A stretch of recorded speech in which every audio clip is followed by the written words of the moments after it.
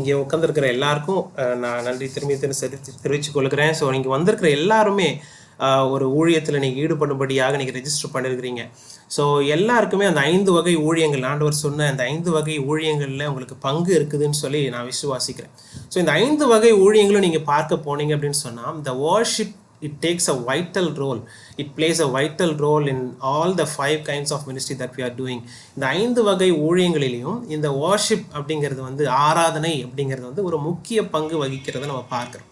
So எந்த ஒரு search மினிஸ்ட்ரியாக இருந்தாலும் சரி தான், ஒரு சுவிசேஷ கூட்டம் நடத்தினாலும் சரி தான், இல்லைன்னு சொன்னால் ஒரு பெரிய கான்சர்ட் நடத்தினாலும் சரி தான், ஒரு சின்ன ஒரு பைபிள் டீச்சிங் நடத்தினாலும் சரி தான். ஸோ எந்த ஒரு விஷயத்துக்கும் இந்த வர்ஷிப் வந்து ரொம்ப முக்கியமான ஒரு விஷயம் அப்படின்னு சொல்லி பார்க்குறோம். ஸோ ஆனால் இந்த வர்ஷிப், இந்த ஆராதனைக்குரிய சிறப்பம்சங்கள் தேவனுடைய வேதாகமத்தில் தேவன் கொடுத்திருக்கிற நம்முடைய கரங்களிலே தவழ விட்டிருக்கிற இந்த வேதாகமத்திலே சொல்லி இருக்கிறது. ஆனால் அதை மறந்து விட்டவர்களாக இன்றைய கிறிஸ்தவ சமுதாயம் மாறி போனது.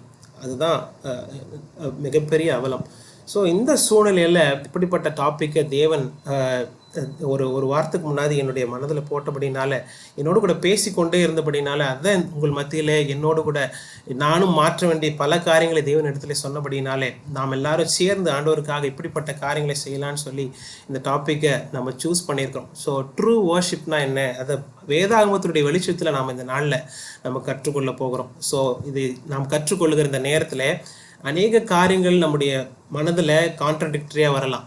சத்துருவானவன் அப்படிப்பட்ட கான்ஃப்ளிக்ட்ஸை கொண்டு வரலாம். ஆனால் நீங்கள் எந்த ஒரு இதயத்தோடு நீங்கள் அங்கே உட்காந்துருக்கணும் அப்படின்னு சொன்னால், கீழ்ப்படிய ஆயத்தமாக இருக்கிற இதயத்தோடு கூட நீங்கள் இருக்கணும்னு சொல்லி நான் விரும்புகிறேன். ஸோ தேவன் என்னோடு கூட உங்களோடு கூட பேசும்பொழுது நானும் நீங்களும் கீழ்ப்படிய ஆயத்தத்தோடு இருக்கும் பொழுது தான் தேவன் நம்மை கொண்டு பெரிய காரியங்களை இந்த உலகத்திலே செய்ய முடியும். நான் ஏற்கனவே சொன்னது போல, உட்கார்ந்துருக்கிற எல்லாரும் இயேசுக்காக மரிக்கவும் நான் ஆயத்தம் அப்படின்னு சொல்லி நீங்கள் எல்லாரும் ரெஜிஸ்டர் பண்ணியிருக்கிறீங்க.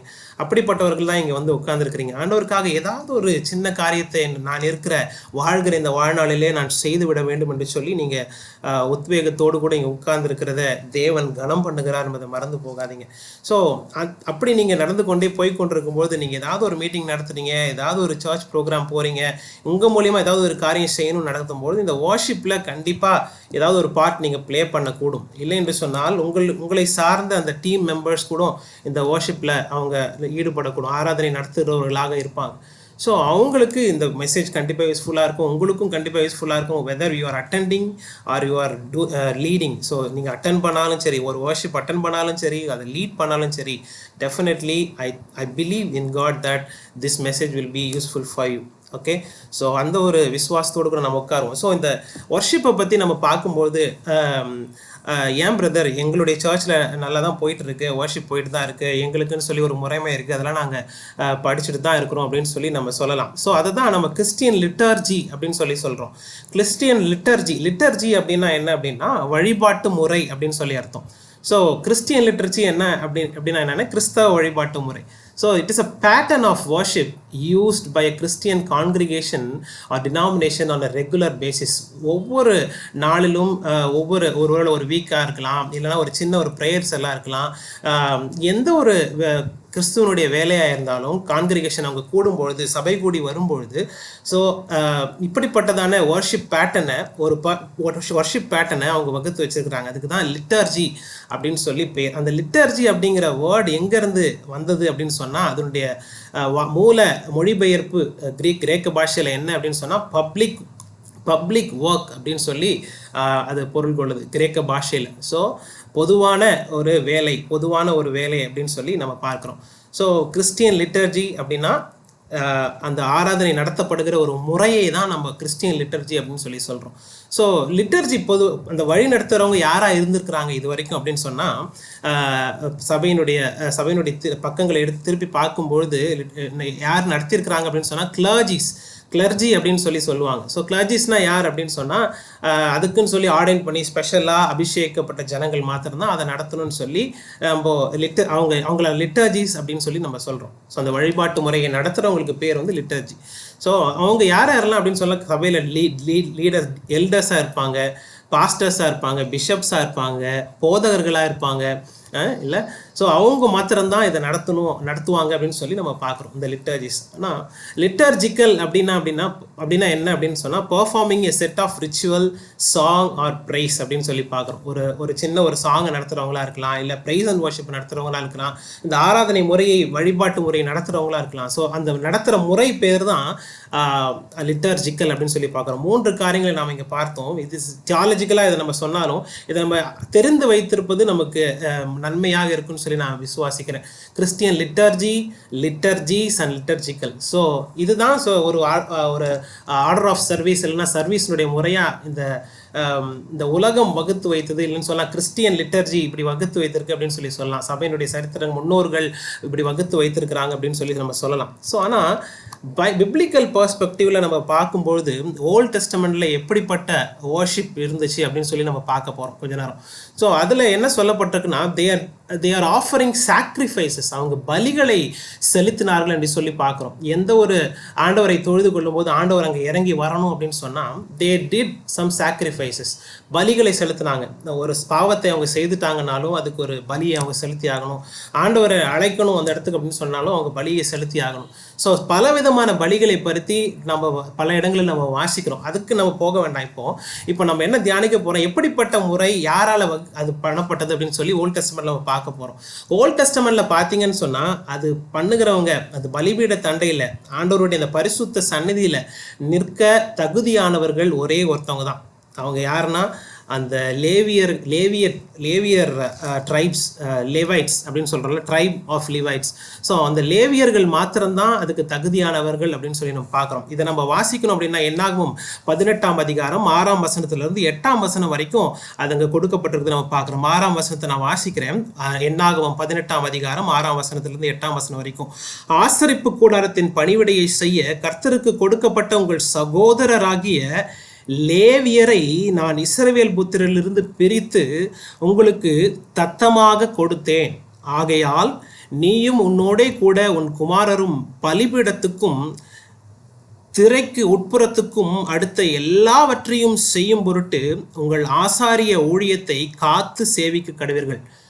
அந்த காலங்களில் ஒருவேளை நீங்கள் ராஜாவாக இருந்திருக்கலாம். தாவீது ராஜாவாக இருந்தாலும் சரி, எந்த ஒரு ராஜாவாக இருந்தாலும் சரி, அந்த பலிபீட தண்டையில் போகிறதுக்கு அவனுக்கு அதிகாரம் கிடையாது.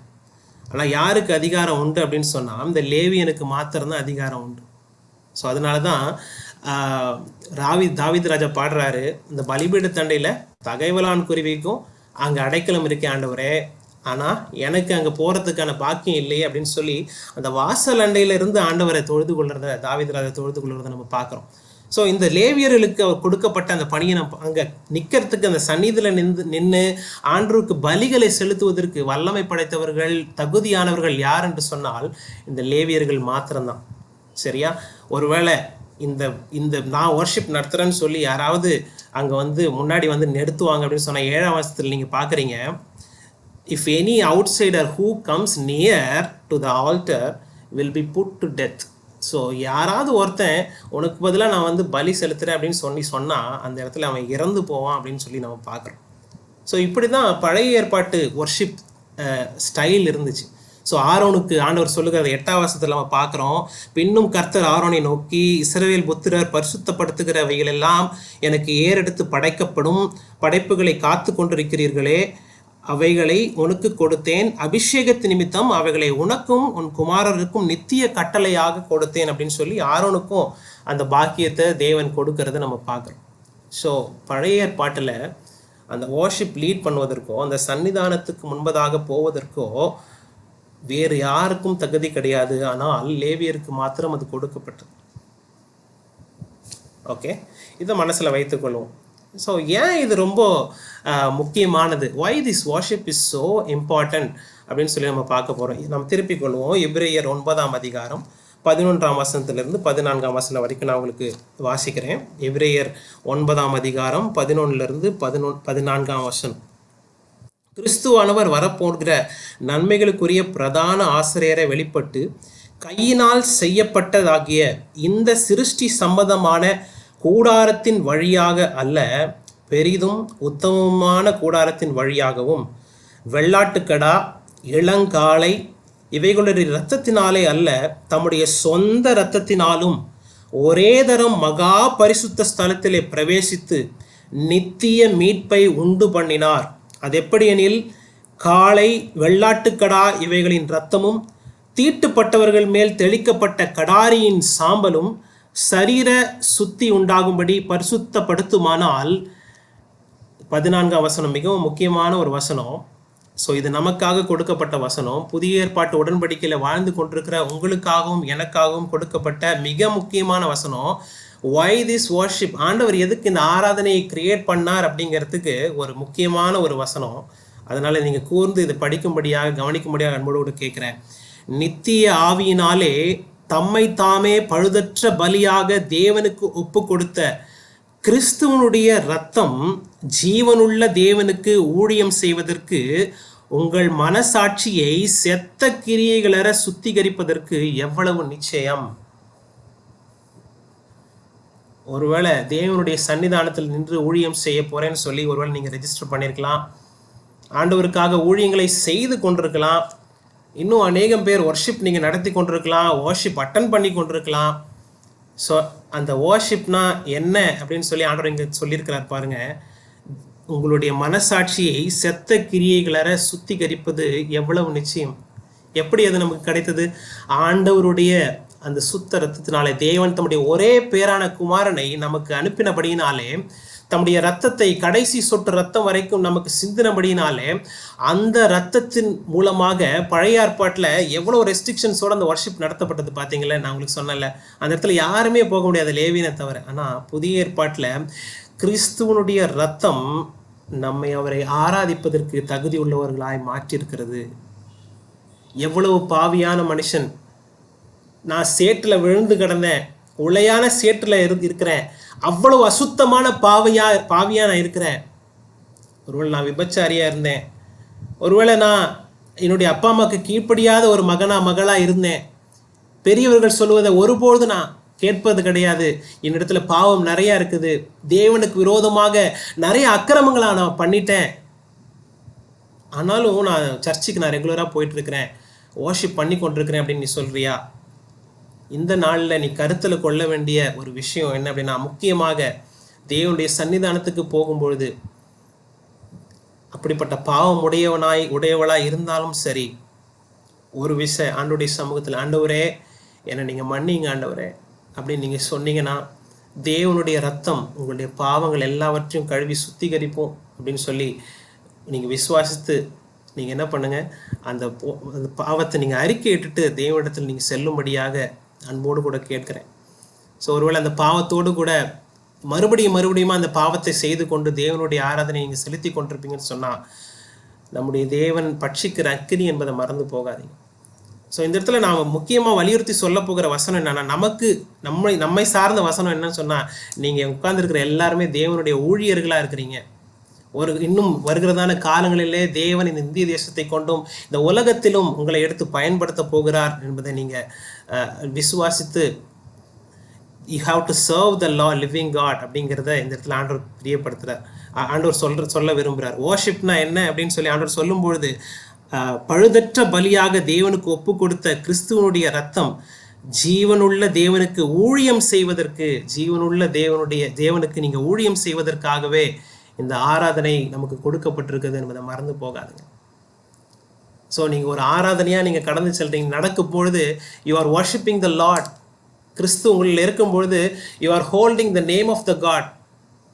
ஆண்டவருடைய நாமத்தை நான் தரித்திருக்கிறேன், ஆண்டவர் எனக்குள்ளே இருக்கிறார், ஒரு நாளிலே ஆண்டவராகி இயேசு கிறிஸ்துவை ஏற்றுக்கொண்டேன் அப்படின்னு சொல்லி நீங்கள் அந்த நாளில் நீங்கள் அறிக்கை பண்ணி அவரை ஏற்றுக்கொண்ட அந்த நாளிலே அந்த பரிசுத்த ஆவியானவர் உங்கள் மேலே இருக்கிறார். அந்த ஆவியானவர் உங்களோடு கூட இருக்கிறார், தேவன் உங்களோடு கூட இருக்கிறார், இயேசு கிறிஸ்து உங்களோடு கூட நடை போடுகிறார் என்பதை மறந்து போகாதீங்க. எதற்காக நாம் அழைக்கப்பட்டோம்? why it is so important? because we have to serve the living God. இந்த ஆராதனை மூலமாக நாம் ஆண்டவருக்காக பணி செய்யக்கூடிய பாக்கியத்தை நாம் பெற்றிருக்கிறோம் என்பதை மறந்து போகாதீங்க.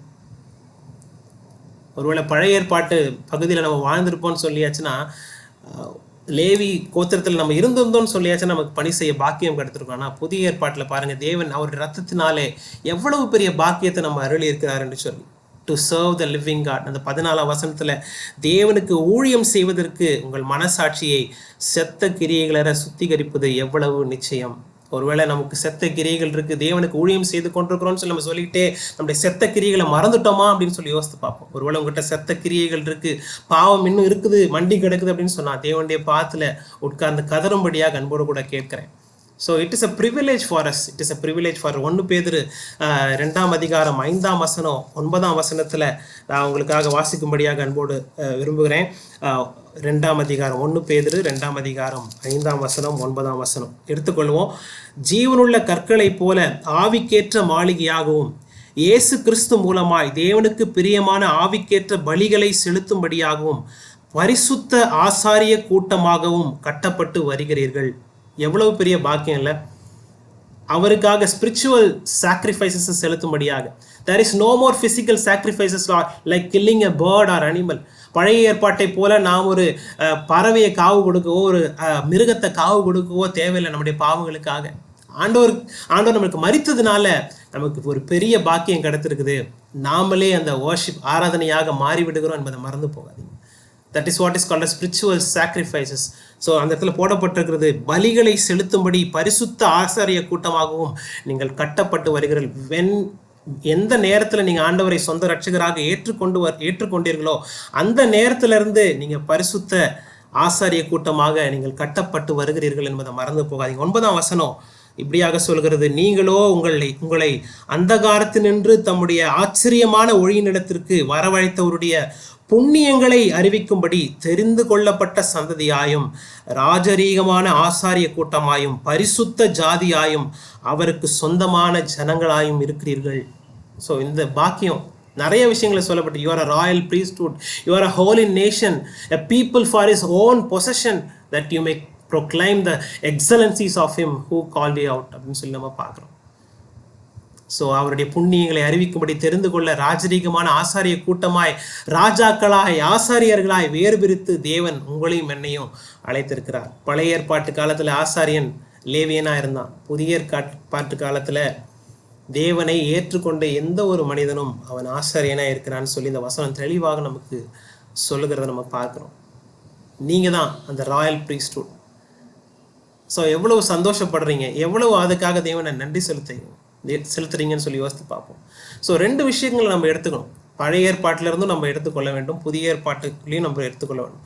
பழைய ஏற்பாட்டில் இருந்த அந்த பய பக்தி இருக்குதுங்களே, அந்த ஃபியர் ஆஃப் காட் இருக்குது, பக்தி வைராக்கியம் இருக்குதுங்களே, அதை நம்ம பழைய ஏற்பாட்டிலேருந்து கண்டிப்பாக எடுத்துக்கொள்ள வேண்டும். புதிய ஏற்பாட்டிலேருந்து நம்ம என்ன எடுத்துக்கொள்ளணும் அப்படின்னா, அந்த ராயல் priesthood. அவருக்காக நான் தான் ஊழியம் செய்ய போகிறேன். இந்த உலகத்தில் நான் தான் அவருக்காக பல ஆத்துமாக்களை சேர்க்க போகிறேன். அவருடைய ராஜ்யத்தினுடைய ராஜ தூதுவனாக நான் இருக்கிறேன் அப்படின்னு சொல்லி நீங்கள் எழுந்து அவருக்காக பிரகாசிக்க வேண்டும் என்பதே புதிய ஏற்பாட்டினுடைய ஆராதனை முறை என்பதை மறந்து போகாதீங்க. ஸோ புதிய ஏற்பாட்டினுடைய ஆராதனை முறை என்ன? அவருக்காக எழுந்து ராஜ தூதுவர்களாக ஆசாரியர்களாக நீங்கள் எழுந்து அவருக்காக ராஜ்யத்தை கட்ட வேண்டும், ஆத்துமாக்களை ஆதாயம் பண்ண வேண்டும் அப்படிங்கிறது தான் அவருடைய ஆசையாக இருக்குது. சரியா? ஸோ இதை சபை எப்படி மறந்து போனது அப்படின்னு சொல்லி பிற்பாடு நான் சொல்ல போகிறேன். ஸோ இப்போ மர்சிஸ் ஆஃப் காட் அப்படின்னு சொல்லி இந்த வசனத்தில் நம்ம போட்டிருக்கோம். ரோமர் 12ஆம் அதிகாரத்துக்கு திருப்போம். நமக்கு எல்லாருக்கும் தெரிந்த வசனம் இது. ஸோ ஆராதனை அப்படின்னு சொன்ன உடனே இந்த வசனத்தை தான் எல்லாருமே நம்ம எடுத்து ப்ரீச் பண்ணுவோம். ஸோ ஒருவேளை இந்த நாளில் அந்த வசனத்தை நம்ம வாசிக்கும்படியாக அன்போடு கூட கேட்குறேன். நான் வாசிக்கிறேன் உங்களுக்காக. ரோமர் 12ஆம் அதிகாரம் 1வது வசனம். சகோதரரே, நீங்கள் உங்கள் சரீரங்களை பரிசுத்தமும் தேவனுக்கு பிரியமுமான ஜீவ பலியாக ஒப்பு கொடுக்க வேண்டும் என்று தேவனுடைய இரக்கங்களை முன்னிட்டு உங்களை வேண்டிக் கொள்ளுகிறேன். இதுவே நீங்கள் செய்யத்தக்க புத்தியுள்ள ஆராதனை. ஸோ புதிய ஏற்பாட்டு ஆராதனை முறை என்பது தேவன் நமக்கு கொடுத்த கிருபை. It is a mercy. அவர் நமக்கு பண்ண இரக்கம் தான். அவருடைய இரத்தத்தினால சம்பாதித்து கொண்ட இந்த சபை அப்படின்னு சொல்லி நம்ம பார்க்குறோம். நம்ம எல்லாரும் விசுவாசிகள் அப்படின்னு சொல்லி நம்ம பேசிக்கொள்கிறோம். ஸோ நமக்கு தேவன் கொடுத்த அந்த கிஃப்ட் தான் இந்த வர்ஷிப்.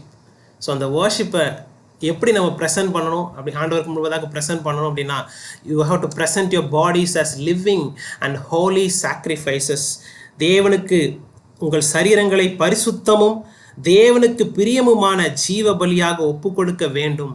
உங்கள் சரீரங்களை, என்னுடைய சரீரங்களை, உங்களுடைய சரீரங்களை பரிசுத்தமும் தேவனுக்கு பிரியமுமான ஜீவ பலியாக ஒப்பு கொடுக்க வேண்டும் என்று தேவனுடைய இரக்கங்களை முன்னிட்டு உங்களை வேண்டிக் கொள்கிறேன் அப்படின்னு சொல்லி இந்த இடத்துல சொல்லுகிறத நம்ம பார்க்குறோம். ஸோ இதுவே நீ செய்யத்தக்க புத்தி உள்ள ஆராதனைன்னு சொல்லி பார்க்குறோம். ரோமர் 6ஆம் அதிகாரத்திலிருந்து 8ஆம் அதிகாரம் வரைக்கும் அப்போஸ்தலனாகிய பவுல் என்ன சொல்றார் அப்படின்னு சொன்னால், பாவத்தை அங்கே பார்த்தீங்க அப்படின்னா பாவம் அப்படிங்கிற வேர்டு வந்து அடிக்கடி ஒவ்வொரு வசனத்துக்கும் வந்துட்டு இருக்கிறது 6ஆம் அதிகாரத்திலிருந்து 8ஆம் வசனத்து வரைக்கும் நீங்கள் பார்த்து கொண்டே இருக்கலாம். ஸோ இந்த வசனத்தில் என்ன சொல்லப்பட்டிருக்கு அப்படிங்கிறத 6ஆம் அதிகாரத்திலிருந்து 8ஆம் வசனத்து வரைக்கும் நீங்கள் தனியாக இருந்து வாஸ்து பார்த்தீங்க அப்படின்னு சொன்னால் எல்லாம் பாவத்தை கண்டித்து உணர்த்துகிற விஷயங்கள் தான் இருக்குது. ஸோ நம்முடைய சரீரத்தை எப்படி பாதுகாத்து கொள்ள வேண்டும், தேவனுடைய சந்நிதியில் வரும்போது நம்ம எப்படி காணப்பட வேண்டும், நம்முடைய சகோதரருக்குள்ளே இருக்கும்பொழுது நம்முடைய சரீரத்தை எப்படி பாதுகாத்து கொள்ள வேண்டும், நம்ம வெளியே போகும்போது நம்முடைய நடையை எப்படி காத்துக்கொள்ள வேண்டும் அப்படிங்கிற காரியங்கள் 6ஆம் அதிகாரத்திலிருந்து 8ஆம் வசனத்தில் வரைக்கும் 8ஆம் அதிகாரம் வரைக்கும் அப்சல்யூட் சரண்டர், நம்முடைய பாவங்களை நாம் அறிக்கையிட்டு தேவனுக்காக சாட்சியுள்ள வாழ்க்கை வாழ்வதை குறித்தே அந்த 6ஆம் அதிகாரத்திலிருந்து 8ஆம் அதிகாரம் வரைக்கும் பவுல் அப்போஸ்தலன் சொல்லியிருக்கிறத பார்க்குறோம். அதை சொல்லிட்டு தான் இந்த 12ஆம் அதிகாரம் 1ஆம் வசனத்தில் அவர் சொல்லுகிறார், உங்களை நான் அர்ஜ் பண்ணுறேன், உங்களை துரிதப்படுத்துகிறேன். எதுக்கு பிரதர், எதுக்கு துரிதப்படுத்துகிறேன்? உங்களுடைய சரீரத்தை தினந்தோறும் நான் இந்த கிளஸ்டர் மீட்டிங்கில் வரேன், அட்டன் பண்ணுறேன், அந்த நாள் மட்டும் நான் பரிசுத்தமாக இருந்தால் போதுமா பிரதர்? சர்ச்சுக்கு போகிறேன், அப்போ மட்டும் நான் பரிசுத்தமாக இருந்தால் போதுமா பிரதர் சிஸ்டர்? இல்லை, ஒவ்வொரு நொடியும் என்னுடைய மனைவி கிட்ட பழகும் பொழுதும், என்னுடைய கணவர்கிட்ட பழகும் பொழுதும், என்னுடைய பிள்ளைகள் கிட்ட பழகும் பொழுதும், பிள்ளைகள் என்கிட்ட பழகும் பொழுதும், உங்கள் டீச்சர்கிட்ட போகும்பொழுது, நீங்கள் ஸ்கூலுக்கு போகும்பொழுது, வரும்பொழுது, நீங்கள் வேலை செய்கிற ஸ்தலங்களுக்கு போகும்பொழுது, வரும்பொழுது, எல்லா நேரங்களிலும் you have to worship your Lord. You have to present your bodies as living and holy sacrifices. அதுதான் தேவனுக்கு உகந்த ஆராதனை பிரதர் சிஸ்டர்.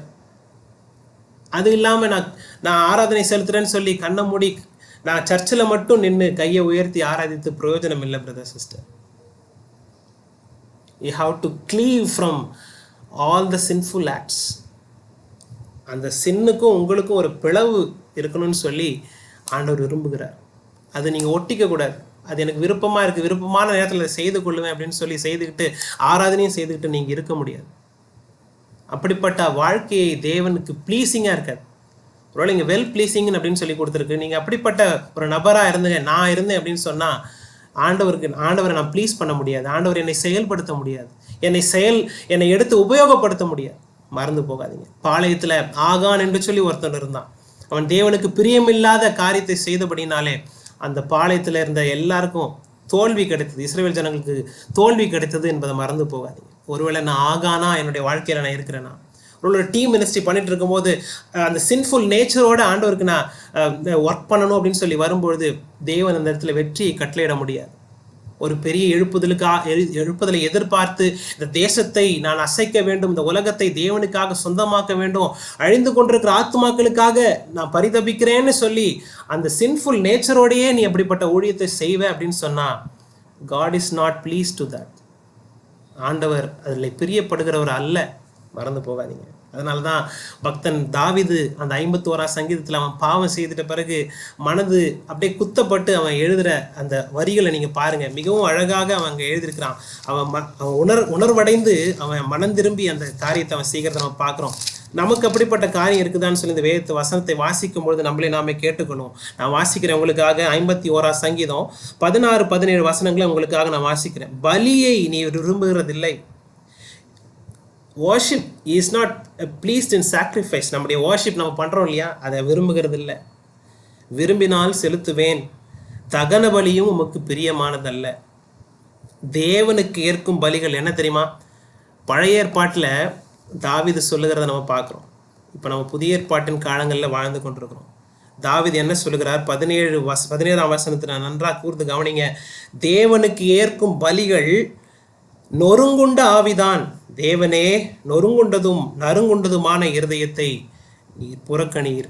ஆண்டவரே, நான் தவறு செய்துட்டு ஆண்டவரே என்னை மன்னிங்க ஆண்டவரேன்னு சொல்லி ஆண்டவருடைய சமூகத்தில் கண்ணீரோடு கூட வருகிற, நொறுங்குண்ட ஆவியோடு கூட வருகிற ஒரு நபரை தான் ஆண்டவர் ஏற்றுக்கொள்கிறார். அதனால தான் தாவீது ராஜாவே ஆண்டவரே உடைய பரிசுத்த ஆவி இடத்துல இது எடுத்துக்கொள்ளாதுன்னு சொல்லி அவருடைய பாதத்தை பற்றி கதறுகிறத நம்ம பார்க்கிறோம்.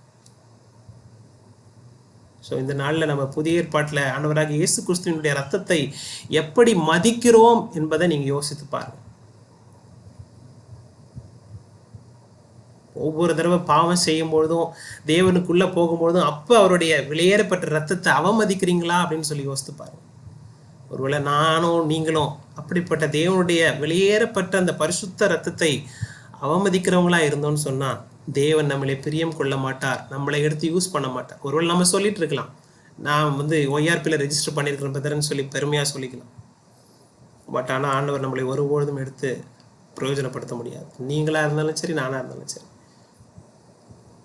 ஸோ தேவன் கேட்கிறதற்கு காதுள்ளவர்கள் கேட்க கடவர்கள். ஓகே, ஸோ தேவனுடைய சமூகத்தில் நம்முடைய காதுகளை விரிவாய்த்திருந்த ஆண்டவர் நம்மிடத்துல செயல்படும்படியாக நம்மை நாமே விட்டு கொடுக்கும்படியாக தேவன் அழைக்கிறார். ஸோ அடுத்த நம்ம பார்க்குறோம், there is no substitution for the spiritual service of worship. இதுக்கு பதிலி எதுவுமே கிடையாது. எதையும் கொண்டும் நீங்கள் என்ன பண்ண முடியாது, நான் இது செய்துடுறேன் பிரதர், காணிக்க கொடுத்துட்றேன் பிரதர் அப்படின்லாம் சொல்லி எந்த ஒரு சப்ஸ்டிடியூஷனும் என்ன பண்ண முடியாது, செய்ய முடியாது. No order of service or method of worship can compete with this biblical perception. ஒரே ஒரு விஷயம்தான், ஆண்டவருக்கு முன்பதாக நம்மை நாமே தாழ்த்தி ஆண்டவரே என்னை மன்னிங்கன்னு சொல்லி சரணாகதியாக விழுந்துட்டு நம்ம தேவனை துதிப்பதை தான் தேவன் விரும்புகிறாரே தவிர அதை விடுத்து எந்த ஒரு சர்வீஸையும் ஒரு ஆர்டர் ஆஃப் சர்வீஸ் வச்சு நீங்கள் ஏற்படுத்தினாலும் சரி, உங்கள் சர்ச்சில் ஒரு பெரிய ஆர்டர் ஆஃப் சர்வீஸ் இருக்குது, அதை மட்டும் நீங்கள் படிச்சுட்டு போனாலும் சரி, அதை குறித்து தேவன் கவலை கொள்ளுகிறவர் அல்ல. தேவன் ஒவ்வொரு நபரையும், each and every one is important. நீங்கள் ஒரு சர்ச்சுக்கு போயிட்டீங்க அப்படிங்கிறதுக்காக நீங்கள் பரலோகத்துக்கு போயிட முடியாது பிரதர் சிஸ்டர். நான் ஒரு ஆராதனை நடத்துகிறேன் அப்படிங்கிறதுக்காக நான் பரலோகத்துக்கு போயிட முடியாது. ஆனால் தேவனுக்கு முன்பதாக மரண பரியந்தம் நிலை நிற்கிறவனை ரட்சிக்கப்படுவான்னு சொல்லி தேவனுடைய வசனத்தில் போட்டிருக்கிறத நம்ம மறந்துட வேண்டாம். என்னுடைய வாழ்க்கையை தேவனுக்கு முன்பதாக பரிசுத்தமாய் பாதுகாத்து கொள்ள வேண்டும் என்பதே ஆராதனை, புதிய ஏற்பாட்டு ஆராதனை. மறந்து போகாதீங்க. ஸோ ஆராதனை முறை இருக்குது. நான் சர்ச்சுக்கு போயிட்டேன் அதனால நான் பரலோகம், ஒவ்வொரு ஆத்மாவும் இண்டிவிஜுவலாக நீங்கள் நாம் ஒவ்வொருத்தரும் தேவனுக்கு கணக்கு கொடுக்க வேண்டும் என்பதை மறந்து போகாதீங்க. ஓகே, ரொம்ப இந்த வசனங்களை நம்ம கேட்குறோம், நிறைய நேரங்களில் சர்ச்சஸில் கேட்டிருக்கிறோம், நிறைய கன்வென்ஷன்ஸில் இந்த வசனங்களை நம்ம கேட்டிருக்கிறோம். ஆனால் அந்த வசனங்களை நம்ம சீரியஸாக எடுத்துக்கொள்வதே இல்லை. ஒரு ஒரு ஒரு கிளஸ்டர் நடக்குது, அதை முடிக்கிறோம், அது வாரம் போகுது, அப்படியே ரொட்டீனாக மாறிட்டோம். அதுவும் ஒரு ஆர்டர் ஆஃப் சர்வீஸ் மாதிரி வந்துருச்சு. அப்படி நம்ம மாறி போயிட்டோமா, யோசித்து பார்ப்போம். ஸோ தேவனுக்கு முன்பதாக தாவீது ராஜாவை போல நொறுங்குண்டு பணிந்த ஆவியோடு கூட அவருடைய சமூகத்தில் வரும்போது காணப்படும். எப்பொழுதும் be present with God always. அப்போ தான் அந்த வர்ஷிப்பினுடைய மகத்துவம் உங்களுக்கு புரியும். நான் வேலை செய்யும்பொழுதும் I have to be present with God. நான் நடக்கும்பொழுதும் I have to be present with God. That is what is called as worship. சர்ச்சில் போய் பண்ணுறது மட்டும் வர்ஷிப் இல்லை பிரதர் சிஸ்டர். நம்ம நடக்கும்பொழுதும் போகும்பொழுதும் நம்முடைய நண்பர்களோடு பேசும்பொழுதும் வேலை ஸ்தலத்தில் வேலை செய்து கொண்டிருக்கும் பொழுதும் நம்ம ஆண்டவரோடு கூட ப்ரெசென்ட்டாக இருக்கிறோமா, நம்ம நல்ல காரியங்களை செய்கிறோமா, நன்மையான காரியங்களை செய்கிறோமா, ஆண்டவருக்கு பிரியமான விஷயங்கள் நம்ம செய்கிறோமா அப்படிங்கிறத நம்ம யோசித்து கொண்டே இருக்கணும். That is what is called as true worship. So ஆனால் அடுத்தபடியாக முக்கியமான ஒரு விஷயம், தேவனுக்கு நம்ம துதியின் பலிகளை ஏறக்கணும்னு சொல்லி ஆண்டவர் விரும்புகிறார். ஸோ எபிரேயர் 13ஆம் அதிகாரம் 15ஆம் வசனத்தை நான் உங்களுக்காக வாசிக்க விரும்புகிறேன். எபிரேயர் 13ஆம் அதிகாரம் 15ஆம் வசனம்.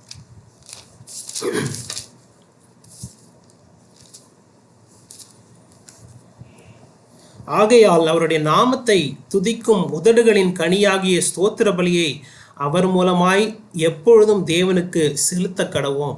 சரியா? ஸோ தேவனுக்கு நம்ம உதடுகளின் கனியாகிய ஸ்தோத்திர பலியை எப்பொழுதும் நம்ம செலுத்தணும்னு சொல்லி ஆண்டு விரும்புகிறோம். அதே ஒரு விஷயத்தை 1 தெசலோனிக்கேயர் 5ஆம் அதிகாரம் 18ஆம் வசனத்தில் நம்ம பார்க்குறோம். 1 தெசலோனிக்கேயர் 5ஆம் அதிகாரம் 18ஆம் வசனம்.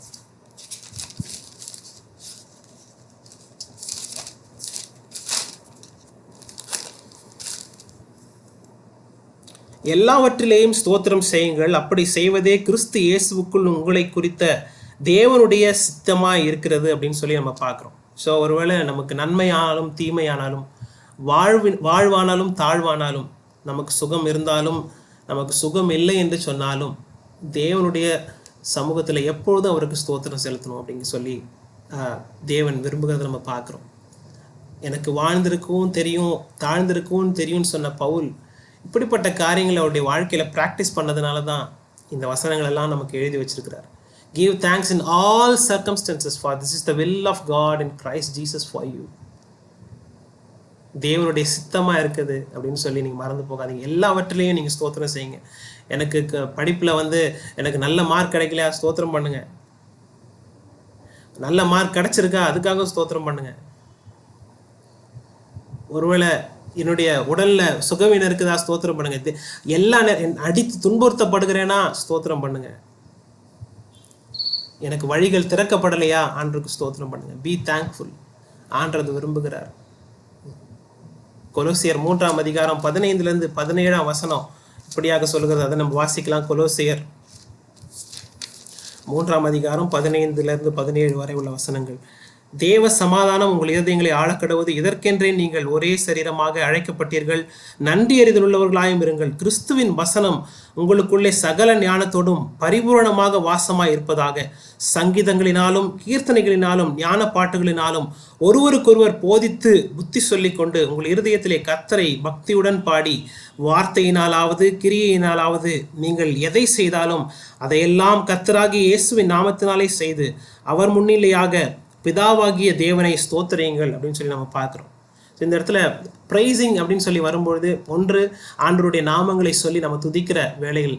ஸோ இந்த நேரத்தில் இன்னொரு விஷயத்தை கூட நான் ஞாபகப்படுத்த விரும்புகிறேன். நம்முடைய கிளஸ்டர்ஸ் இருக்குது, நிறைய மீட்டிங்ஸ் நம்ம அட்டன் பண்ணுறோம். ஸோ அந்த மீட்டிங்ஸ்லாம் கூட, கிளஸ்டர் மீட்டிங்ஸ்லாம் கூட நம்ம ஆண்டவரை துதிக்கிற ஒரு வேலையை நம்ம வைத்துக்கொள்ளலாம்.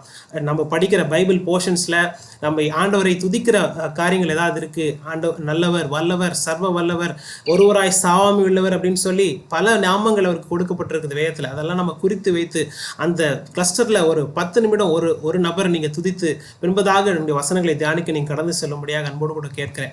ஸோ அந்த ப்ரைசிங்கில் ஆண்டவர் பிரியப்படுறார். ஆண்டவரை பிரியப்படுத்துகிற நேரம்.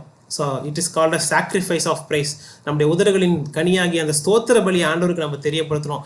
எல்லா விதமான விஷயங்களையும் நம்ம பெற்றுக்கொள்ளுகிறோம். ஆனால் திரும்பி அவருக்கு நன்றி செல்வதற்கு ஒருவேளை நம்ம மறந்துட்டோம்னு சொன்னால் நம்மை காட்டிலும் பரிதபிக்கப்பட்டவர்கள் யாரும் இல்லை. சரியா?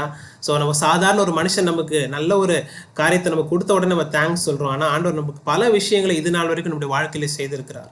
ஸோ அதற்காக நம்ம அவரை துதிக்கணும் அப்படின்னு சொல்லி நம்ம பார்க்குறோம். கொலோசியர் நம்ம பார்த்த வண்ணமாக 16 வசனத்தை இப்படியாக நம்ம பார்க்குறோம்.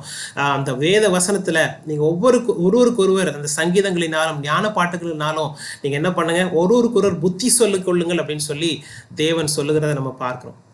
ஸோ ஒரு கேதரிங் இருக்குது அப்படின்னு சொன்னால் அங்கே கூடுகிற ஒவ்வொரு மனுஷனுக்கும் அந்த பாடல் வரிகள் பிரயோஜனம் உள்ளதாக இருக்கணும் அப்படின்னு சொன்னால் அந்த பாடல் வரிகள் நம்ம பொய்யாய் பாடக்கூடாது. அதை உணர்த்துகிறதா இருக்கணும். அதை பாடும்பொழுது ஒரு மனுஷனை அது தூக்கி விடுகிறதா இருக்கணும். அவனுடைய ஆவியில் அவன் உற்சாகப்படுகிறவனாக இருக்கணும். அந்த ஆவியில் ஒருவேளை ஆண்டவர் அந்த சின்ன உணர்த்துவாருன்னு சொன்னால் அதுலேருந்து மனம் திரும்புகிறதுக்கு ஏதுவாக அந்த சாங்ஸ் இருக்கணும்னு சொல்லி மறந்து போகாதீங்க.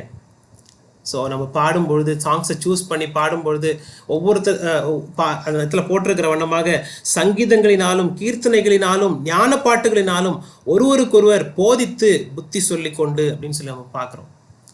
ஸோ ஒருவேளை இது நாள் வரைக்கும் நம்ம அப்படி இல்லை அப்படின்னு சொன்னால் அந்த பாடல்களை பாடும்போது அந்த பாடுகிற நேரத்துக்குள்ளேயே நம்ம வர்றதுக்கு நம்ம ட்ரை பண்ணுவோம். எல்லாரும் பாடுதானே பாடிட்டு இருக்காங்க அப்படின்னு சொல்லி இந்த பாட்டு பாடுற வேலையில் வரமாட்டாங்க. ஆனால் அந்த நேரத்தை ஆண்டவர் கிரியை செய்கிறார் என்பதை மறந்து போகாதீங்க. இந்த வசனம் அதுக்கு எக்ஸாம்பிளாக இருக்குது. ஸோ அதனால் ஆரம்பத்திலேருந்தே எந்த ஒரு மீட்டிங் ஆரம்பித்தாலும் ஆரம்பத்திலேருந்தே இங்கே ரெஜிஸ்டர் பண்ணியிருக்கிற எந்த ஒரு மகனாக இருந்தாலும் மகளாக இருந்தாலும் நீங்கள் தயவு செய்து ஆரம்பத்திலிருந்தே ஒரு மீட்டிங்கை நீங்கள் நடத்தும் பொழுதும் சரி, அட்டன் பண்ணும்பொழுதும் சரி, நீங்கள் இருக்கும்படியாக you have to be present there, because God is there. ஆண்டவர் அங்கே முன்னதாகவே வந்து விடுகிறார் என்பதை மறந்து போகாதீங்க.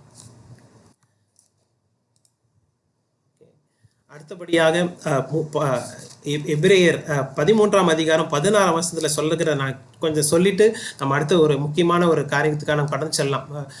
ஸோ எபிரேயர் 13ஆம் அதிகாரம் 16ஆம் வசனம் இப்படியாக சொல்லுகிறத நம்ம பார்க்குறோம். அன்றியும் நன்மை செய்யவும் தானம் தர்மம் பண்ணவும் மறவாதிருங்கள், இப்படிப்பட்ட பலிகளின் மேல் தேவன் பிரியமாயிருக்கிறார். ஸோ முதல்ல நம்ம பார்த்தோம் தேவனுக்கு நம்ம என்ன பண்ணோம், நாமளே சப்மிட் பண்ணணும் அப்படின்னு சொல்லி பார்த்தோம். ரெண்டாவதாக நம்ம பார்த்தோம் ஆண்டவருக்கு நம்ம துதியின் படியில் ஏறெடுக்கணும்னு சொல்லி பார்த்தோம். மூன்றாவதாக இந்த வர்ஷிப்னுடைய இன்னொரு பார்ட் என்ன அப்படின்னு சொன்னால் we have to serve others. So இங்கே வசனங்கள் எல்லாம் சொல்லப்பட்டிருக்கிறது. ஸோ இந்த இடத்துல நம்ம பார்த்தோம் 16ஆம் வசனத்தில், நன்மை செய்யவும் தானந்தரம் பண்ணவும் மறவாதிருங்கள், இப்படிப்பட்ட பலிகளின் மேல் தேவன் பிரியமாக இருக்கிறார் அப்படின்னு சொல்லி பார்த்தோம். இதெல்லாம் part and parcel of worship, ஒரு ஆராதனுடைய அங்கங்கள் இதெல்லாம். ஆனால் சபை இந்த நாட்களில் இதெல்லாம் மறந்து விட்டது என்பது தான் மிகவும் வருத்தத்துக்குரிய ஒரு காரியம். ஸோ இந்த நாளில் அந்த சபையை உயிர்ப்பிப்பதற்காக உங்களையும் என்னையும் தேவன் தெரிந்து கொண்டிருக்கிறார். ஸோ இந்த இடத்துல ஒன்று யோவான் 4ஆம் அதிகாரம் 16ஆம் வசனத்திலிருந்து 19ஆம் வசனம் வரைக்கும் நம்ம பார்க்குறோம். அன்பை குறித்த காரியங்களை தேவன் அங்கே போட்டிருக்கிறத நம்ம பார்க்குறோம். ஸோ இந்த அன்பை நமக்கு நம்ம பழகுகிற மக்கள் மத்தியில் நம்ம ஊற்றி விடும்படியாக தேவன் விரும்புகிறார். நம்மை நேசிக்கிறது போல நம்முடைய அயலானையும் நேசிக்க வேண்டும் என்று சொல்லுகிற அந்த அன்பை தேவன் நமக்கு மாதிரியாக வாழ்ந்து காமிச்சிருக்கிறார். ஸோ அதே அன்பில் நம்மை நேசித்த அந்த அன்பு, இந்த கல்வாரி சிலுவையிலிருந்து வந்த அந்த அன்பு, அந்த இரத்தத்தினாலே கிடைக்கப்பட்ட அந்த சந்தோஷம், அந்த சமாதானம், அந்த அன்பு, விலை மதிப்பில்லாத அந்த அன்பு நாமளும் மற்றவங்களுக்கு காண்பிக்கும்படியாக நம்மை அர்ப்பணிப்பதே தேவனுக்கு உகந்த ஆராதனை என்பதை நம்ம மறந்து போக வேண்டாம். ஸோ முதலாவது நம்மை நாமே தேவனுக்கு முன்பதாக சப்மிட் பண்ணுவோம். நம்முடைய பாவங்கள் எல்லாவற்றையும் அறிக்கையிட்டு நம்ம அவரை ஆராதிப்பதே ஆராதனை என்று சொல்லி நம்ம பார்த்தோம். புத்தியுள்ள ஆராதனைன்னு சொல்லி பார்த்தோம். ரெண்டாவதாக அவரை நாம் துதிப்பதே நாம் நமக்கு செய்த எல்லா காரியங்களுக்காகவும், நன்மையானாலும் தீமையானாலும் அதற்காக நாம் தேவனை துதிப்பதே நாம் செய்கிற ஆராதனை அப்படின்னு சொல்லி நம்ம பார்க்குறோம். மூன்றாவது விஷயம், மற்றவர்களுக்காக அன்போடு கூட நாம் செய்யக்கூடிய எந்த ஒரு நல்ல விஷயமா இருந்தாலும், எந்த ஒரு காரியமா இருந்தாலும், உதாரத்துவமாய் நாம் தேவனுக்கு அந்த மனிதர்களுக்காக செய்கிற எந்த ஒரு காரியமா இருந்தாலும் அது தேவனுக்கு நாம் செலுத்துகிற ஆராதனை என்பதை சொல்லி நீங்கள் மறந்து போகாதீங்க. ஸோ நம்ம லைவாக எக்ஸாம்ஸ் நம்ம பார்க்குறோம். நம்ம இந்தியாவில் வாழ்ந்த மதர் தெரசா நமக்கு தெரியும் எந்த விதமாய் அன்பை ஊற்றினார்கள் அப்படின்னு சொல்லி நம்ம பார்க்குறோம். அந்த தொழுநோயாளிகளை தொட்டு அவங்க சுகப்படுத்துனது நம்ம பார்க்குறோம். அநேகருக்கு காயம் கட்டுறது நம்ம பார்க்குறோம். அதே போல் கிரஹாம் ஸ்டெயின்ஸ் அதே தொழுநோயாளிகளுக்கு ஒடிசா மாநிலத்தில் அவங்க ஊழியம் செய்து நம்ம பார்க்குறோம். ஸோ இப்படிப்பட்ட திரளான சாட்சிகள் நமக்கு இருக்கும்பொழுது இதுதான் தேவனுக்கு உகந்த ஆராதனைன்னு சொல்லி ஆண்டவர் சொல்லுகிறத நம்ம பார்க்குறோம். ஸோ இந்த ஆராதனை முறைகள்லாம் இப்படி தேவன் பிப்ளிக்கல் பெர்ஸ்பெக்டிவ்ல வேதாகமத்தில் நம்ம கொடுத்து வகுத்து இருக்கும்பொழுது இன்னொரு முக்கியமான அதர் சைடு நம்ம பார்க்க வேண்டியிருக்கு. The fall of a proud worship leader அப்படின்னு சொல்லி இங்கே போடப்பட்டிருக்கிறது. ஸோ தேவன் நம்ம இப்படி தான் ஆராதனை பண்ணுறோம் அப்படின்னு சொல்லிட்டு நமக்கு புதிய ஏற்பாட்டில் நமக்கு சொல்லியிருக்கிறார். ஆனால் இந்த ஆராதனை செய்யக்கூடாதபடி இப்படிப்பட்ட 3 காரியங்களை நம்ம அதனுக்குள்ளே நம்ம வளரக்கூடாதபடி தடை செய்கிற ஒருத்தன் இருக்கிறான். அவன் தான் சத்துருவாகிய சாத்தான். ஸோ அவனை பற்றி இங்கே நமக்கு எல்லாருக்கும் தெரிந்தபடி எசேக்கியேல் 28ஆம் அதிகாரம் 13லேருந்து 19ஆம் வசனம் வரைக்கும் நம்ம பார்க்குறோம். அவன் ஏதேனிலே அந்த கார்டனில் இருந்தவன் அப்படின்னு சொல்லி பார்க்குறோம். 13ஆம் வசனத்தில் சொல்லப்பட்டிருக்குது அவன் அந்த கார்டனில் இருந்தவன். ஸோ அவனுக்குள்ளாக அந்த பாவம் உற்பத்தியானது, ஒரு ப்ரௌட் நேச்சர் அவனுக்குள்ளே வந்துருச்சு. என்னை யாரும் ஆராதிக்க மாட்டுறாங்களே அப்படின்னு சொல்லி அப்படிப்பட்ட அவன் ஒரு ஆராதனை வீரனாக தான் இருந்தான். He's a worship leader. ஆண்டவர் அவன் ஒரு ஆராதனை வீரனாக தான் வச்சிருந்தார். அந்த வசனத்தில் நம்ம பார்க்குறோம், the workmanship of your timbrels and pipes was prepared for you on the day you were created அப்படின்னு சொல்லி பார்க்கணும். அவனுக்காக அவன் உண்டாக்கப்பட்ட அந்த நாளிலேயே அவனுக்காக அந்த கிண்ணறம் வாத்தியங்கள்லாம் உண்டாக்கப்பட்டு வைத்திருந்தது அப்படின்னு சொல்லி நம்ம பார்க்குறோம். So he was a worship leader. ஆனால் அவன் தேவனுடைய சமூகத்திலிருந்து அவன் பாவம் செய்த உடனடியாக தேவன் அங்கிருந்து அவனை தள்ளிவிட்டார் அப்படின்னு சொல்லி பார்க்குறோம். ஸோ அப்படி தள்ளிவிட்ட அந்த சத்துருவானவன் தான் நமக்கு எதிரியாக இருக்கிறான். அந்த எதிரியானவன் இந்த ஆராதனை முறையை பின்பற்றக்கூடாதபடி, இந்த வேதாகமம் எனக்கென்று வகுத்து வைத்திருக்கிற சொல்லப்பட்ட எல்லா காரியங்களையும் செய்யக்கூடாதபடி எனக்குள்ள ஒரு ப்ரவுட் நேச்சரை கொண்டு வருகிற அந்த சத்துருவான சாத்தானை இன்றைய சபையில் நாம் இனம் கண்டு கொள்ள மறந்து விட்டோம். ஒருவேளை எனக்குள்ள அப்படிப்பட்ட ப்ரவுட் நேச்சர் இருக்கா அப்படின்னு சொல்லி நம்ம யோசித்து பார்ப்போம். நம்மை நாமே ஆராய்ந்து பார்ப்போம் தேவனுடைய சமூகத்தில். ஒருவேளை அப்படிப்பட்ட நேச்சர் இருந்துச்சு அப்படின்னு சொன்னால் தேவன் அப்படிப்பட்ட மனிதர்கள் மத்தியிலே பிரியப்படுகிறது இல்லை. ஒருவேளை நான் சர்வீஸ் பண்ணுறதுல எனக்கு ஒரு ப்ரைட் நேச்சர் இருக்குதா, சர்விங் டு அதர்ஸ்ன்னு சொல்லி நம்ம பார்த்தோம், தட் இஸ் வர்ஷிப்னு சொல்லி நம்ம பார்த்தோம், அதில் எனக்கு ஒரு ப்ரைட் இருக்குதா யோசித்து பார்ப்போம். ஆண்டவரை துதிக்கும் போது இவ்வளோ அழகாக துதிக்கிறானே அப்படின்னு சொல்லி நம்ம போற்றும்போது நமக்குள்ள ஒரு பெருமை வருதா யோசித்து பார்ப்போம். இல்லை என்று சொன்னால் நம்முடைய சின்ஸை நம்ம பார்க்காமலே தேவனுடைய சந்நிதியில் நின்று நேராக நின்று வர்ஷிப் பண்ண ஆரம்பிச்சிடறோம். யோசித்து பார்ப்போம். அறிக்கையிடாமலே, நம்முடைய அக்கிரமங்களை அறிக்கையிடாமலே தேவனுக்கு முன்பதாக நம்ம ஆராதனை பண்ண ஆரம்பிச்சிடறோம். யோசித்து பார்ப்போம். தேவன் அப்படிப்பட்ட காரியங்களை விரும்புகிறது இல்லை அப்படின்னு சொல்லி நம்ம பார்க்குறோம். ஸோ அதனால தான் அந்த சத்துருவாகிய சாத்தான் அங்கேருந்து விழ தள்ளப்பட்டான் அப்படின்னு சொல்லி நம்ம பார்க்குறோம். ஒரு சில காரியங்களை தேவன் இந்த செய்தியை தியானித்து கொண்டிருக்கும்போது என்னோட கூட பேசின ஒரு சில விஷயங்களை உங்களிடத்துல நான் பகிர்ந்து கொள்ளும்படியாக நம்ம விரும்புகிறேன். we have come to almost to a conclusion. So இன்னும் கொஞ்ச நேரத்தில் நம்ம இந்த செய்தி நம்ம முடிக்க போகிறோம். ஒரு அர்ப்பணிப்போடு கூட நம்ம செல்லலாம். ஸோ ஒரு சில விஷயங்களை நான் இங்கே எழுதியிருக்கிறேன். தயவுசெய்து நீங்கள் அதை கவனிக்கும்படி அன்போடு கூட கேட்குறேன்.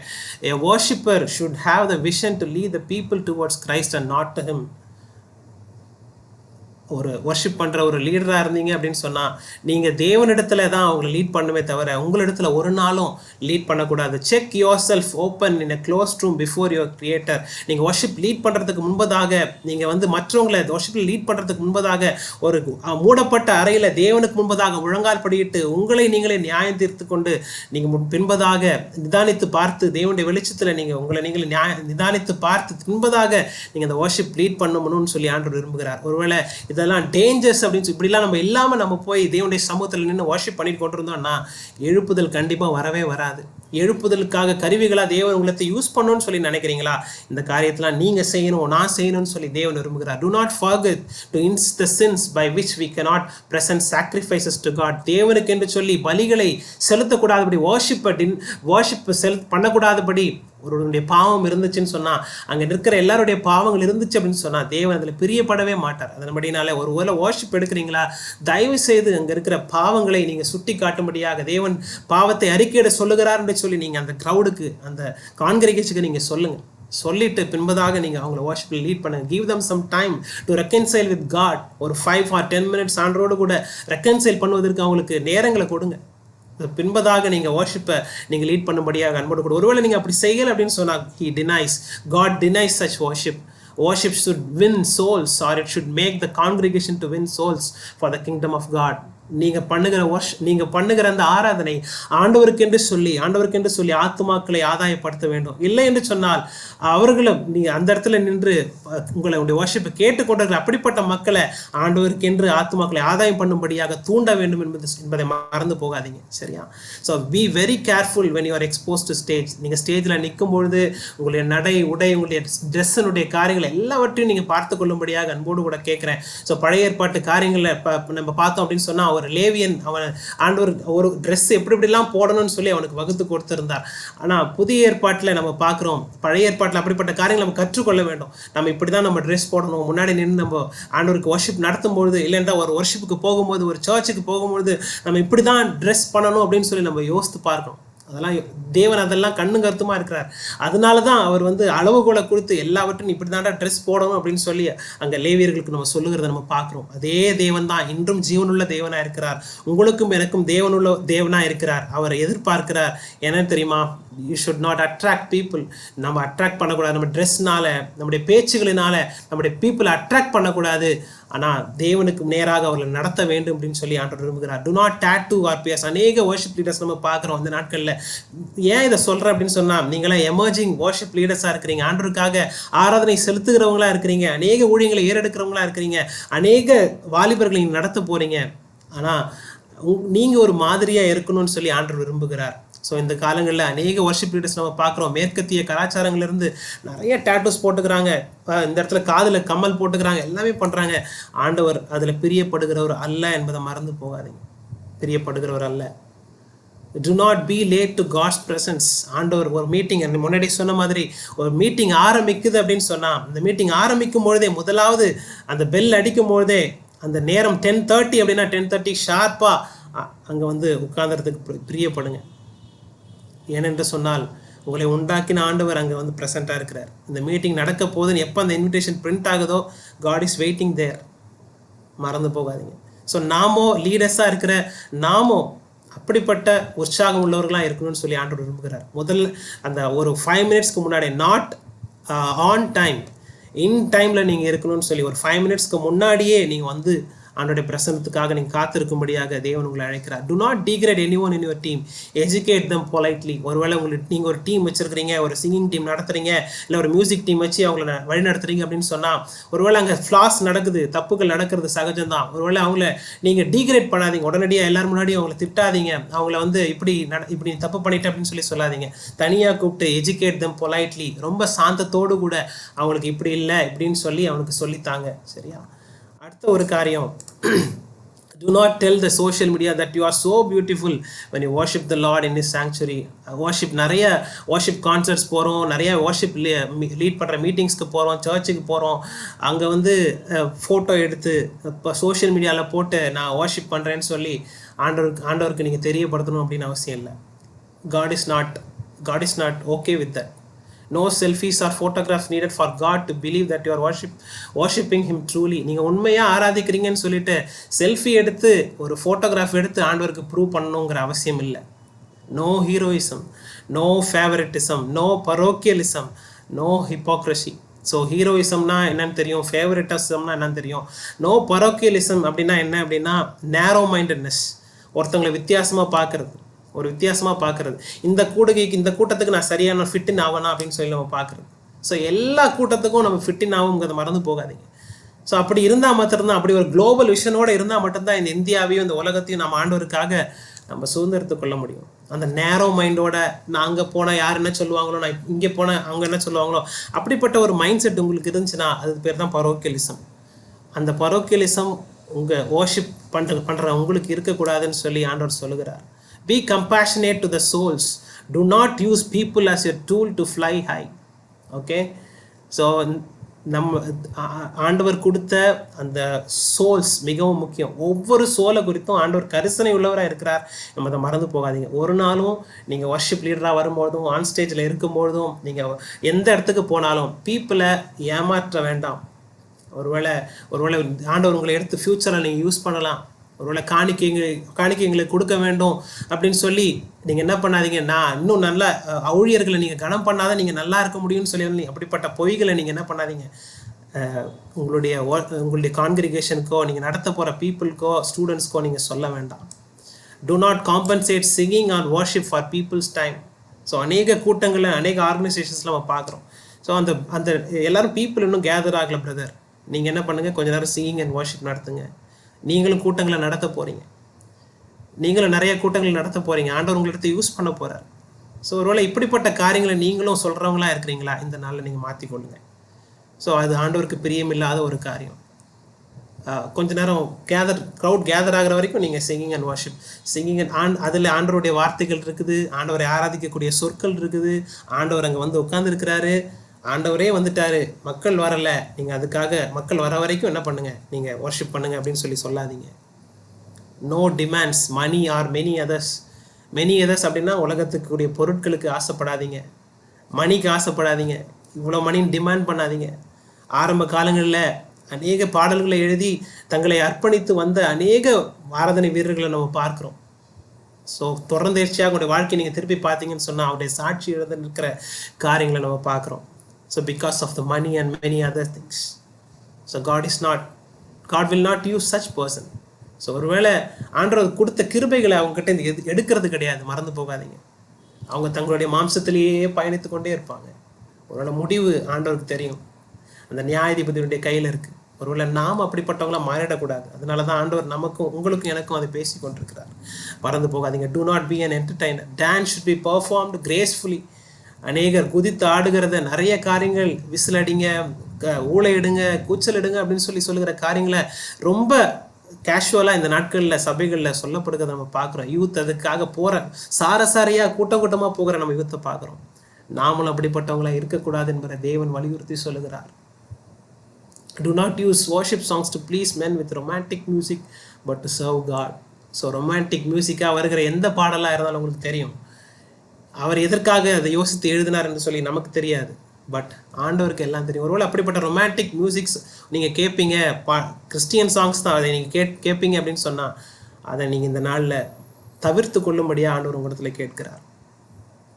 சரியா?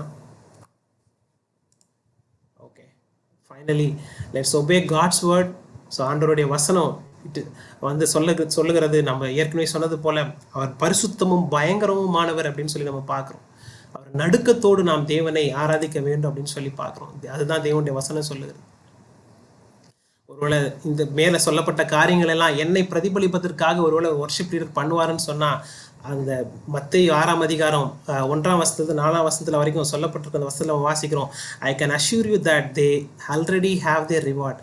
இந்த உலகத்தில் மனுஷன் உங்களை ப்ரைஸ் பண்ணலாம், அந்த ப்ரைஸ் இந்த உலகத்தோடய முடிஞ்சு போயிடும்.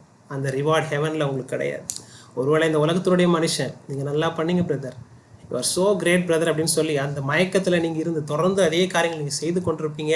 ப்ரைஸ்க்காக பிலீவ் பண்ணி உங்களுக்கு என்று ஒரு சேரை போட்டு ஆண்டவர் உட்கார வேண்டிய இடத்துல நீங்கள் உட்கார்ந்துட்டு இருந்தீங்க அப்படின்னு சொன்னால் அந்த ரிவார்ட் இந்த உலகத்தோடயே முடிந்து போயிடும்.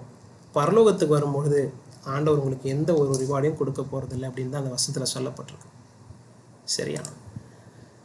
Okay, so let us be humble servants of God.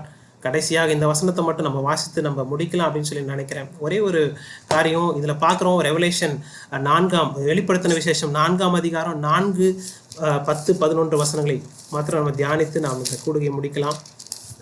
Revelation chapter 4, 10 and 11.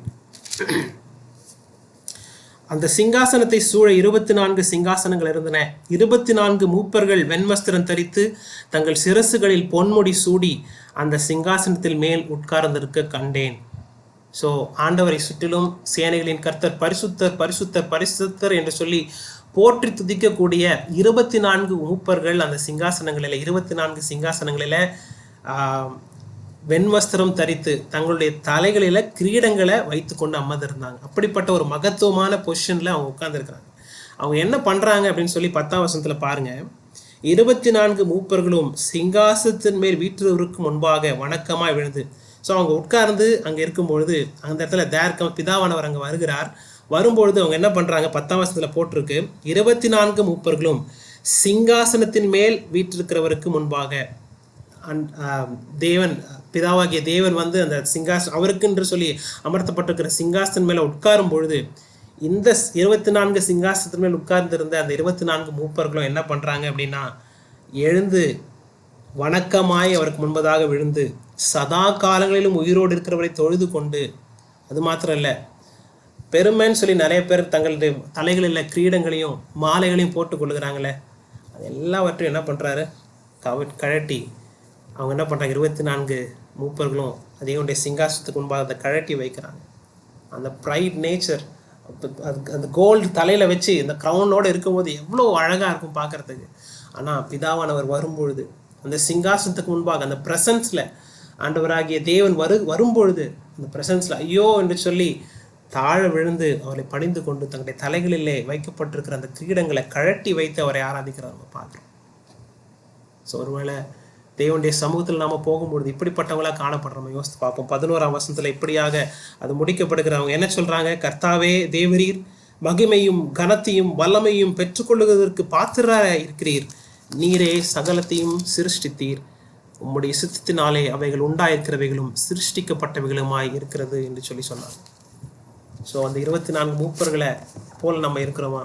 அந்த சிங்காசனத்தில் ஹெவன்லி பிளேசஸில் இருக்கிற அந்த சிங்காசனத்தில் இருக்கிறவங்களே அப்படிப்பட்ட ஒரு தாழ்மையோடு கூட இருப்பாங்க அப்படின்னு சொன்னால் நீங்களும் நானும் ஏமாத்திரம் யோசித்து பார்ப்போம். தேவனுக்கென்று ஆராதனை வீரர்களாக இருக்க வேண்டும் என்று சொல்லி விருப்பப்படுகிறவர்களே, தேவனை ஆராதித்து கொண்டிருக்கிறவர்களே, இந்த நேரத்தில் தேவன் நம்மை பார்த்து கேட்கிறார், are you humble before me? என்னுடைய ப்ரெசன்ஸில் நீ ஹம்பிளாக இருக்கியா? எந்த இடத்துல நீ நின்று ஊழியம் செய்தாலும் எனக்கு முன்பதாக நீ தாழ்மையா எனக்கென்று ஊழியம் செய்கிறாயா? யோசித்து பார்ப்போம்.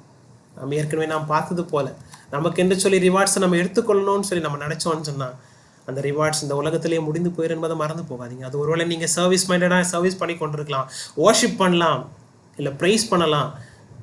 ஒருவேளை அதில் பெருமை அடைந்தோம் அப்படின்னு சொன்னால் அந்த ரிவார்டு இங்கேயே முடிந்து போயிடுது என்பதை மறந்து போகாதீங்க. சரியா? Let us be humble servants of God.